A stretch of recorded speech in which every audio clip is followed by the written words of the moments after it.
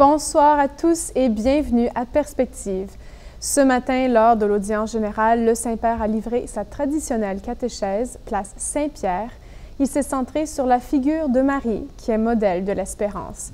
Il parlait de Marie alors qu'il s'apprête à vivre un pèlerinage à Fatima les 12 et 13 mai, dans le cadre du centenaire des apparitions de la Vierge. Il se rend dans cette ville du Portugal pour confier à la Vierge tous les sorts temporels et éternels de l'humanité et implorer par son intercession les bénédictions du ciel.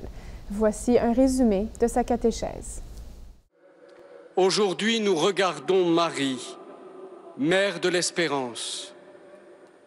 Dans les évangiles, Marie est cette femme qui écoute, qui médite chaque parole, chaque événement dans son cœur, qui accueille l'existence telle qu'elle se livre, avec ses jours heureux et avec ses drames.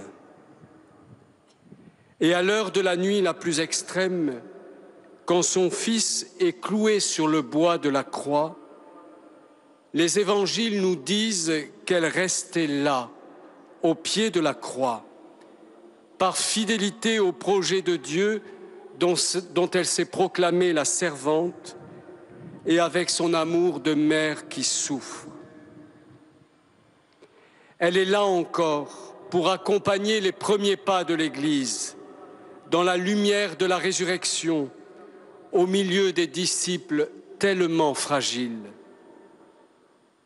C'est pour tout cela que nous l'aimons comme mère, parce qu'elle nous enseigne la vertu de l'attente confiante, même quand tout semble privé de sens. Que Marie, la mère que Jésus nous a donnée à tous, puisse toujours soutenir nos pas dans les moments difficiles. Quelques jours après son voyage en Égypte, le pape François a écrit au pape Tawadros II. Il revient sur sa visite au Caire et surtout sur sa rencontre avec ce patriarche de l'Église copte orthodoxe.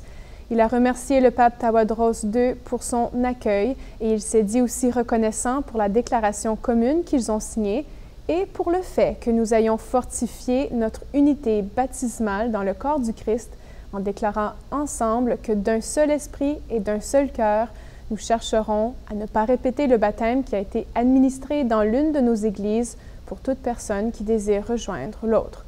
Aujourd'hui marque aussi la journée de l'amitié entre l'Église copte orthodoxe et l'Église catholique. C'est le pape Tawadros II qui a voulu créer cette journée en souvenir de sa première visite au Vatican en 2013, date qui rappelle aussi la rencontre historique entre le pape Paul VI et le dernier pape des coptes orthodoxes, Shenouda III, en 1973.